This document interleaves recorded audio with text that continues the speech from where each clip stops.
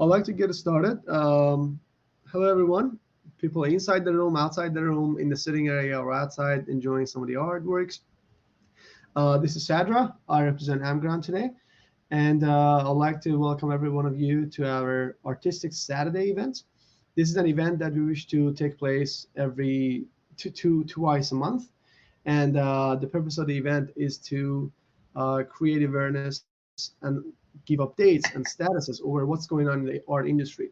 We'll be selecting multiple different topics every time, and we'll be inviting experienced artists and researchers and experienced people in this domain to speak to us and tell us what's going on and how they think of the artworks happening around them.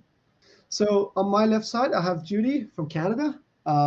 She'll be doing her own introduction in a little while, and she's an experienced artist. On Judy's left side, we have Jim, also from Canada, and he's also a senior artist joining us today, and we are delighted to have both of them in our call. I would like to quickly talk about what amGround is, and amGround is a sponsor for this event. amGround is a virtual world where it enables multiple businesses to create their content and create their products on the virtual platforms. So in an augmented reality world, we are enabling businesses to create their spaces, we call them grounds, where they can create their objects, create their media, upload their contents in a 3D format, and enjoy interacting with their fans. And also, this is a marketplace where you can put your artworks, put your objects, put your content, not only interact with your fans, but also have a chance of selling to them. And in the next few releases, we are having a lot of options open to not only artists, but also every other person as a brand who wishes to share their content here, create engagement throughout events, and many other features in this regard. So this is one of our early events where we get together people and we are experiencing how a virtual event can take place. We are one of the pioneers out there in the market when it comes to creating virtual reality experience, and we are happy to have you all in one of the early experiences of this innovation. Getting started, Judy, from you, would you give us a little bit of introduction of yourself and tell us where you're from and what you have done and why you like art the most? Thank you. Uh, Hello, everyone, and happy that you can attend. I'm a Canadian-based artist that I explore a lot of different techniques of art, so therefore I call myself a mixed media artist. And I've always tended to have a creative side, but really only got into the actual art after enrolling in a fine arts certificate program in multimedia design, um, which it ended up being more about art itself, which was quite a surprise. And basically, ever since then, I've been dabbling in art, um, taking online courses through various well known instructors, and thoroughly enjoying each and every day exploring my art world. Awesome. Thank you, Judy, for the introduction. You're welcome. Jim, we are with you. Delighted to hear you. Hello, everyone. Nice to see you. It feels like a really interesting experience here in this virtual world. Basically, 28 years ago, I left a corporate role to follow my passion. I left the financial services industry and followed my bliss, as I said, to become an artist. Shortly within that, I had no idea what I really wanted to do other than paint, and I became a pointillist. I paint with dots. I taught myself to do this 28 years ago, and it's how I've always painted. I've never attended workshops or done a particular academic study of art. I have always just followed the path that the paintings, that the canvases sort of take me to. Historically, I guess I would say I began trying all kinds of subjects, and gradually over those 28 years became quite interested in the aspects of nature and especially treescapes. If you've seen some of my paintings out in the hall, you'll see that I have some of those treescapes there. There's some other things. I paint a number of different things. But still, treescapes, when I'm painting here for myself in the studio, trees are it. And why? Simply because I think trees do so much and they ask for so little. And I just find them endlessly, endlessly interesting. My experiences have included showing my work internationally in places like Paris and Florence. I've had some good experiences overall in the past 28 years. Art for me is just simply a way of life. Lovely, awesome. Thank you very much, Gene, for the introduction. My first question will be actually that. Uh, what kind of topics do you choose to draw? What kind of subjects do you choose to draw? And why? And what do you think the current trend of the subjects, the artists? I know it really varies based on the location you're in, based on your possible background and what your obvious interest is. But what do you think is trending right now? And what do you choose to draw? You said, for example, Gene, you said you're into nature and trees and so forth. Why is that, and what do you think is currently trending? I think that people, from my perspective, and please understand, I'm talking from the niche that I focus towards. It's impossible for an artist to focus on all of the niches out there. So for me, a walk in the woods is endlessly inspirational. I just see so much to paint when I'm out there, and I enjoy the intimate parts of that. Feedback from my clients, from people who see my work, indicates that there's a solid group of people who are interested in that and seek it out. All you have to do is look in the woods when you're out there, and you'll see people walking, and those are the people that follow the kind of artwork that I generally do. I paint lots of different things when I'm asked to. I do commission work, and certainly if someone wants me to paint their sailboat, I think there's one out in the hall. Yes, I'll do that. It's always with dots, always pointillism.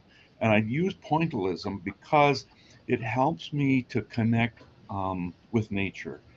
There's no hard lines really in my work. So people, when they're looking at my work, they feel that sense of togetherness and being one. And I think that there's a growing tendency for people to feel closer to the oneness of nature. All right, awesome. How do you think, Judy? Um, a lot of my painting that I do is um, abstract, and I really find it interesting when someone is looking at a piece of art, uh, particularly abstract. I really enjoy hearing their interpretation of it, and I it gives me such enjoyment to see the reaction and hear other people's interpretation of a piece of art. So a lot of the work that I've done has been fluid art, um, which to me takes on a very natural style that could be interpreted as pieces of the land, water, uh, Right. soil, all that type of thing. Okay. And what would you both think is trending these days when it comes to arts? What are the maybe the youngers or the seniors? What are they really focusing on? Is there any trending topic or subject in art drawing? Is there any specific topic or being selected by the artist? Is it more popular than others? I think that it depends on the audience that you're referring to. Um, I've I've noticed that a lot of the like the younger generation tends to lean towards uh, like pop art, uh, street art, graffiti. uh, and also very, what I'd call very minimalistic style of art. Okay, awesome. And Jim, how do you think? Yeah, I tend to agree pretty much with Judy. It depends on the audience a bit.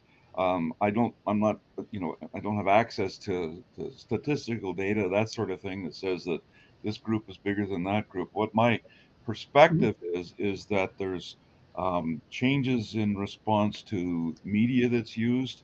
There's a lot more interest in watercolor. I'm noticing particularly watercolor that's more leading edge as Mhm. opposed to traditional kinds of watercolor. I do feel a fairly strong alliance with landscapes. I see them out there a lot of the time. Those are kinds of things. And then I think that Judy's right around that. The next thing I wanted to ask is that how much of the movements, how much of like changes in the world, in the governments or in other sectors, do you think the art has a role to play here? How much of like I think a very good example of that is the art that was drawn when there was war in Palestine, or there was like the Black Lives Matter in America. I remember when that happened, there were a couple of artists who took the liberty and they drew some artworks, and those were like seen by hundreds of millions of people, and they created crazy awareness over those things. um, do you think that is actually very true, and how much of that have you seen yourself? Jim, Judy, Becca, each of you would be great. Sure, it's not something that I particularly focus on as an artist. Okay. I see it. I relate to what you're saying, and I think that they have messages. Um, it's it's part of what happens when in our media sourced world that people see those things, and I think that that's important. It's not something that I do. Um, I think that there's other elements that are important, such as people feeling um, at peace with life and comfortable where they are, and I think that art can support that sort of thing as well. So yes, I think that it's a dichotomy. I think that there's things out there that some artists will feel compelled to put a piece of art together about that kind of thing, as there are other artists who work on the balance of that. Sure. Judy, how much of that do you agree? I actually totally agree with that. I When I do a piece of art, I only do, like, I do what feels right to me, Mhm. and it's often based on, like, I start with, oh, I love like these colors, so a lot of my art is based on color or Right. shape. I totally agree with Jim. Okay. Do you think, as an artist, someone who is specialized or specifically working on one niche of art, would end up drawing better arts than someone who is just going around, like you said, is a mixed artist? Do you think that matters, or you think no, the interest and the skill of being an artist would suffice for you to be able to get into any subject and any area of it? I don't particularly think it matters. We each follow what speaks to us. We are being who we are, and I think that that's the important part of the whole thing. To be who we are, it just lets us explore what matters to us. So I do what I do, and I have seen my art evolve, even though it's still pointillism. And that to me is very satisfying, hugely Okay. satisfying. Yeah. Yeah, great to As hear. Judy talks, she and I'm not going to speak for her, but she says she likes diversity. Right. Yeah, Okay. and I think, I mean, just because you choose to do different types, I think that, again, if you repeat doing them, you're obviously going to become better at each one that you do, and the more you do it, the better you're going to get. So that's just my thought. And that next topic is this. when it comes to drawing, how's your experience been, Judy and Becca, if you're hearing us, and Jim, all of you? How's your experience been so far over when you draw things for a client or for someone who requests for it? Do you think it's more of beauty and they want to stick it to the wall, or they want to look at it, or it's a memory they want to create? Is it more of beauty part of it, or is it memory, or what kind of agenda do people really want the art for? I would say both. Um, if someone's asking me to paint something as a commission, it's often a memory that Right. they So have. they don't request for a tree in a jungle, for example. Sorry. They don't end up like requesting to draw them a jungle if it's meaningless. It's not. They don't request for public or Well, general things. yeah, I'll have the other side of it if they're specifically asking is that they'll say to me, just paint something for me. And I know from that they want woodlands because they're drawn to my work. And so fundamentally, whether it's beauty or memories, what it comes down to is feelings. What do they feel when they see the work? Right. Okay. Okay. How do you think, Judy? Um, I would say very much the same. I haven't done a lot of commissions per se, uh, Hmm. but I know I had one of my earlier paintings was of this black bear, and the first copy that I sold of it was bought by someone that they just connected with it, and it reminded them of the place where they grew up, and so it was you know very special to them. So it was a connection, a feeling.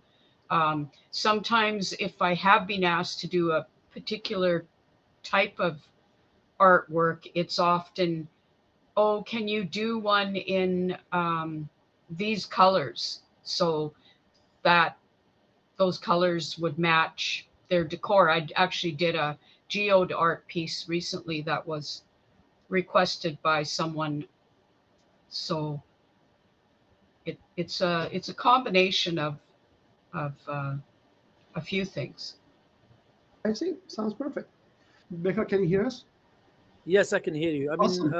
The question I was just having right now is that what kind of topics and agenda? I'm sure as an artist, you guys are getting requests from people asking for paintings, or you do painting yourself. How much of the requests or how much of the people's interest over paintings is more on beauty side? How much of that is over topics people want to remember? It could be their family, it could be their pet, it could be their late parents or grandparents or something else. How do you think that is distributed? yes, I mean, yeah, okay. I mean, I can't speak for every artist, but obviously for myself, because I do like portraits and I do like commissions sometimes, not all the time, but Right. sometimes I do. So and I also do like as you already know, I do abstract and surrealism. So that's what I focus on more. But most people like they do like like surrealism and stuff because it stimulates their imagination. But when it comes down to commissions, they most of the time commission maybe like I don't know me I got asked a few times to do like Marilyn Monroe like portraits for for their home to hang and stuff like that. So it's more on that beauty glamour kind of thing. So that's Hmm. what I think. Okay. Okay. Sounds very nice. So Uh, it's more about the aesthetic side of art rather than the intellectual or or the philosophical or whatever. okay. Awesome. From the audience, one more time. Is anyone having any questions? I'd like to get to our QA section. Okay, can you hear me now? Yes. Perfect. Okay, thank you guys. I just have a quick question for the artists. It's an honor to be here. My question is regarding the youngsters who are joining the art industry and getting off the ground. And the topic that they are dealing with these days is that they're trying to figure out the balance between digital arts and handwriting arts in a way that they're moving towards building or sketching the arts digitally and in a way that they are not even learning how to draw things with the hands, and they're losing that, or they're not earning that skill. So I was wondering, is that a trend that you believe that the industry is moving to and everything's becoming digital? Do you believe that the hand drawing arts are still going to be valuable in the next decades? And how do you see the industry movement and evolvement towards that? Thank you. Awesome. I think that art is very dynamic, and it gives time to new things, just as it allows the more older things to exist. So what, and I think the reason for that is that when something is created, it's something new to see.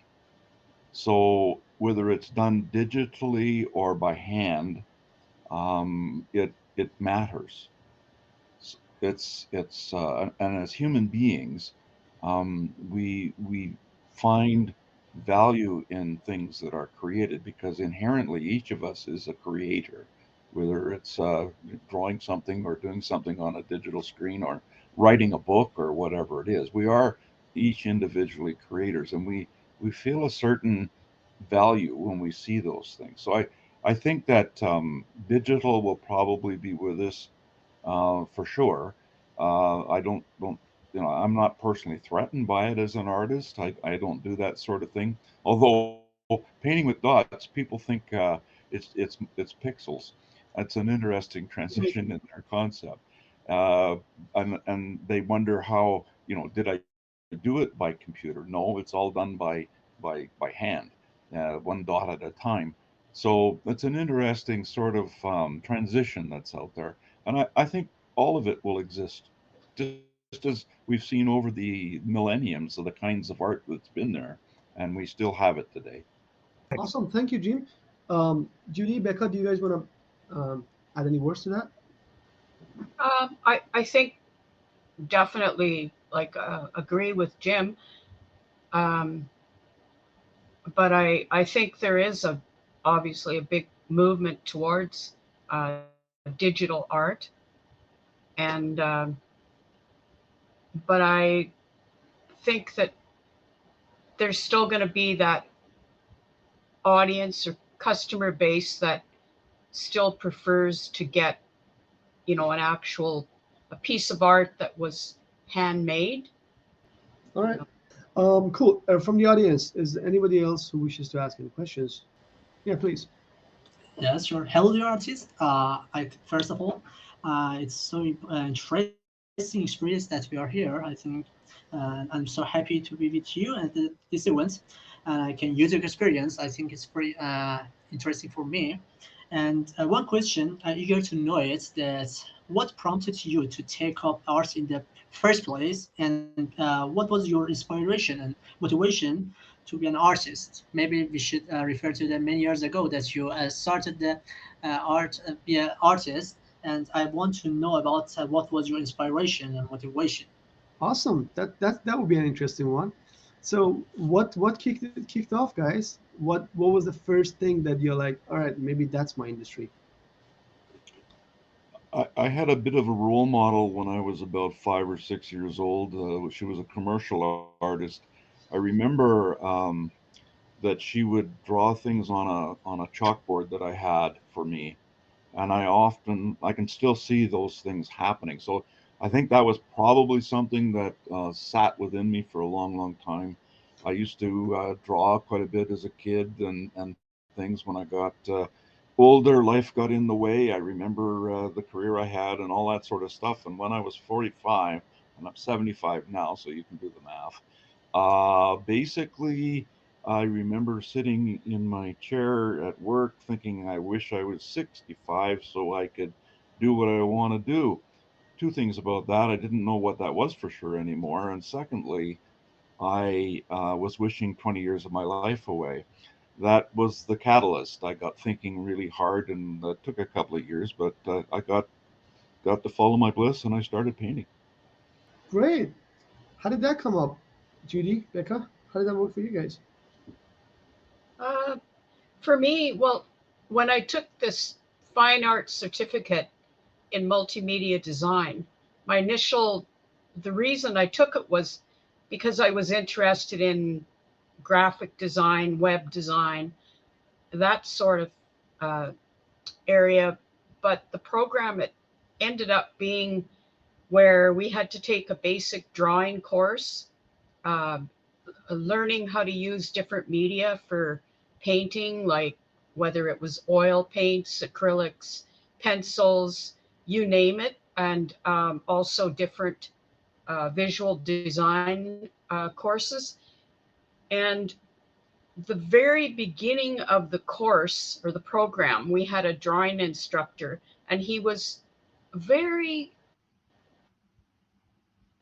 I hate to say it, but he was very critical in his critiques in class, and he told the class that you have to understand perspective in order to be an artist. And I mean, that almost made me quit the program. And then the next, but I kept on. The next course that we took was by it was Visual Design 1, and our instructor was a actually a well-known stained glass artist from the area where I live. And the very first thing she told us was, if anyone ever tells you that you have to know perspective to do art. Beautiful. That's very interesting. Okay, cool. This would sum up our topics, guys. I think we have already talked about the major things we wanted to discuss. I much appreciate our guests, our beloved artists who joined us today in this conversation. Thanks everyone for attending, and we'll be seeing you around the galleries.